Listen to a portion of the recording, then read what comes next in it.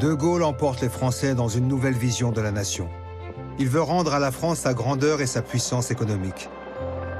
La modernisation est la nouvelle priorité de l'État. Pour réaliser cette immense ambition nationale, les jeunes générations doivent être mieux formées que celles de leurs parents. De Gaulle crée un nouveau système scolaire. Tous les petits Français vont être plongés alors dans une aventure inédite. Une expérience faite cette année dans le Loiret montre ce qui doit être réalisé dans toute la France. Pouvez-vous me dire, Monique, comment on met en évidence que l'os contient de la chaux? On met en évidence qu'un os contient de la chaux en le plongeant dans de l'acide acétique. Que se passe-t-il exactement? L'os devient mou. Pourquoi devient-il mou? Parce que la partie minérale a été détruite. Maintenant que Monique est en 6e, que souhaitez-vous pour elle? Qu'elle passe son bachot, par exemple? Oui, qu'elle en aille assez loin. Puis j'avais toujours rêvé qu'elle devienne institutrice, même étant petite, je sais pas pourquoi. Et moi, tu es la seule du village à aller en 6e? Hein? Oui, aussi. Le cas s'arrête pour toi, alors. Les petits Français vont tous aller à l'école jusqu'à 16 ans. De Gaulle l'a décrété. Pour accueillir ces nouveaux élèves, la France se couvre peu à peu de milliers de collèges.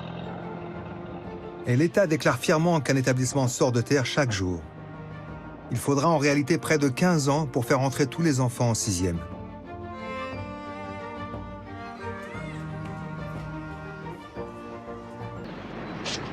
Bah, qu'est-ce que tu fais là? Ben, je rentre en 6e, alors tu comprends, ça fait drôle. Ah, t'as peur?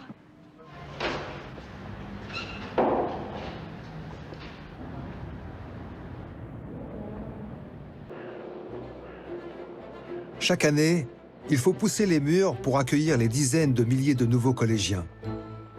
En montant dans le car du tout nouveau ramassage scolaire, les enfants quittent l'école primaire vers un nouvel univers. Les années collège démarrent en ce début des années 60. Quelles impressions ça vous fait de rentrer dans le secondaire? Enfin, je ne retrouve pas les mêmes camarades. Ça va changer. Vous n'avez pas un peu peur? Moi aussi, quand même, un peu.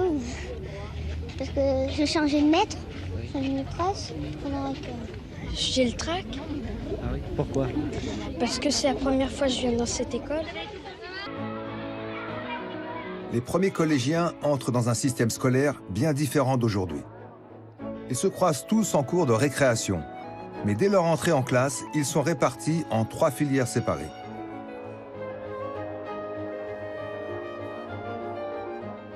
Ceux que l'école classe parmi les moyens et les mauvais, c'est-à-dire la majorité des élèves, n'ont pas face à eux des professeurs, mais des instituteurs qui continuent à leur faire classe, comme en primaire. Les meilleurs élèves sont les seuls à découvrir, avec des professeurs, le latin, l'anglais, la littérature, les équations. En fin de 5e, un tiers des élèves est envoyé vers l'enseignement technique. Puis à 16 ans, en fin de 3e, c'est la majorité des collégiens qui part travailler. Seule une minorité accède au lycée. Le nouveau système scolaire trie les destins des petits Français suivant les besoins de l'économie. C'est même une nouvelle façon de gouverner, la planification. Il nous faut un plan, mais par-dessus tout, cela implique que l'État tienne les rênes.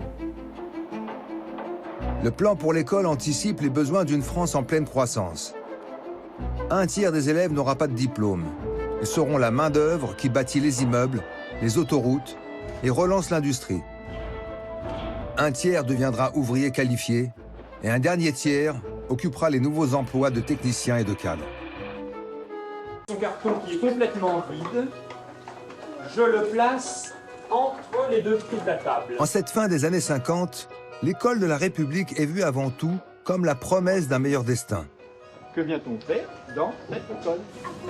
Non, apprendre à lire d'abord. En priorité, nous venons apprendre à lire. Et pourtant, au moment où De Gaulle lance sa grande réforme du collège, il met l'école publique en concurrence.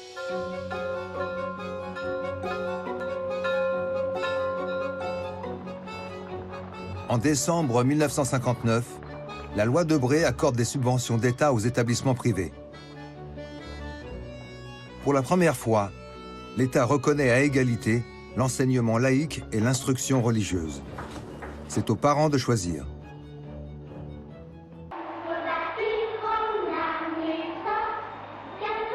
Pour les défenseurs de l'école républicaine, c'est la fin de la promesse d'éduquer tous les futurs citoyens à l'abri des croyances, la fin de leur rêve égalitaire.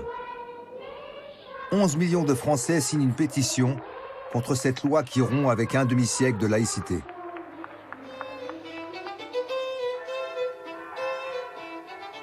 Mais De Gaulle ne cède pas. Il a fait le choix d'un système scolaire qui maintient des univers séparés. Celui de la catho, celui de la laïque. Et un troisième monde, un monde à part, celui des lycées. Nous avons reçu une éducation bourgeoise et il est de bon ton de passer le bac. Nous nous destinons tous à faire des études supérieures. Et ça, c'est certainement très caractéristique des lycéens du 16e. Ceux qui se destinent aux études supérieures vont au lycée dès 12 ans. Le lycée, c'est une fierté française, le creuset de la grande culture. Les meilleures copies du bac de français ont leur place dans le Figaro littéraire, à côté de grands auteurs.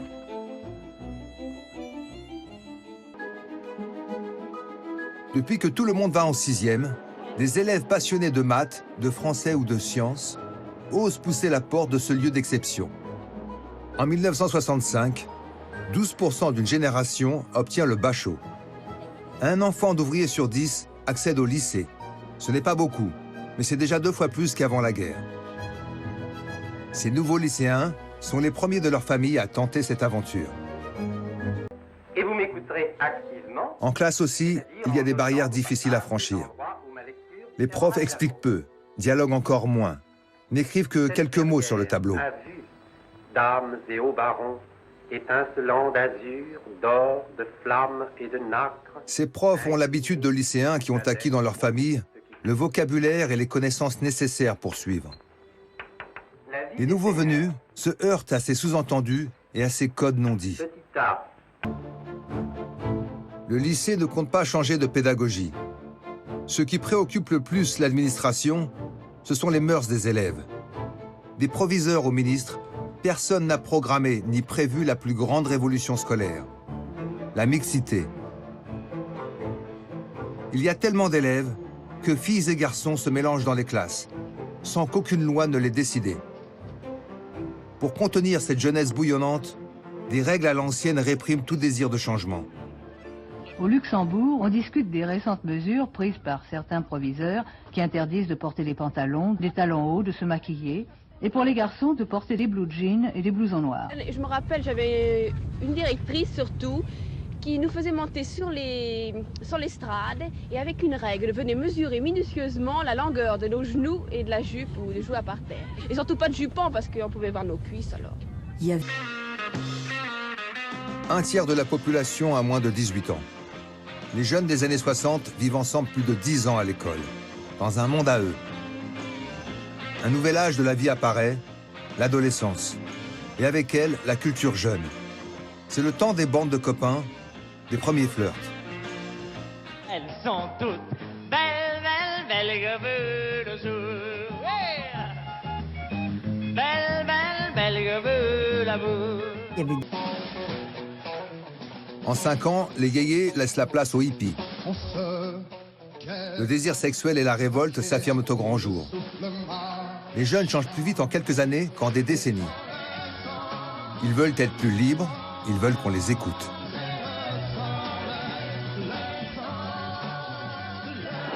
En mai 68, quelques semaines de révolte font naître une certitude.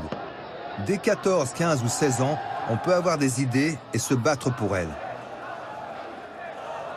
Du refus du service militaire aux manifestations pour la paix au Vietnam, les élèves sont de toutes les luttes, dans la rue et dans leur lycée. Un certain nombre de professeurs ont dû quitter leur classe. Ils sont remplacés par des élèves qui ont parfois 13 ou 14 ans, de jeunes grévistes qui assurent eux-mêmes leurs propres cours. Bon alors, qu'est-ce que vous souhaitez faire en français? On vous propose ce truc sur la poésie. Moi je pense que ce qui est intéressant, c'est de savoir pour chacun qu'est-ce que ça veut dire un poème, qu'est-ce que ça veut dire la poésie. Oui, d'accord. Il faut comprendre ce que ça veut dire, mais enfin il faut d'abord le sentir, le poème, je trouve. En ce début des années 70, Les lycéens obtiennent des délégués de classe et des nouveaux cours d'économie pour débattre du monde moderne. Qu'est-ce que vous voulez dire, ce n'est pas pour rire? Elle dit que c'est pour rire qu'il veut rechercher la lune. Mais j'ai pas dit pour rire, j'ai dit par plaisanterie. Par plaisanterie. Les profs descendent de leur estrade. Au collège et à la communale, les classes deviennent plus accueillantes. Les tables bougent. À l'écoute de leurs élèves, les instituteurs se remettent en question. J'étais sur une leçon de lecture. Et c'était une phrase simple à dire, genre le lapin mange la salade. Et je demandais à l'enfant de lire. Et moi, je prends son mutisme comme une provocation, comme une résistance. Et d'une certaine façon, enfin, quand même, tu vas faire ce que je te dis. Tu vas obéir, quand même. Quand tu vas obéir. Je le prends par les cheveux et je lui dis, le lapin mange la salade. Et le gamin ne dit rien. Et les larmes se mettent à couler. Vous voyez que je me dis, là, t'es un salaud, quoi. Voilà. Et donc, j'embrasse l'enfant et je lui dis, bon, c'est rien, laisse tomber. Voilà. Et donc ça m'a servi. Terminé. Fini le maître sévère mais juste des années 50. Les instituteurs mettent en place une nouvelle méthode, l'éveil. Les sciences, les arts et l'éducation physique sont aussi importants que les maths et le français. Ça se passe en bas du côté de la fenêtre. C'est la grande époque où les instituteurs partent pendant un mois vivre avec leurs élèves en classe de découverte. 3, 2, 1. Il est 20h.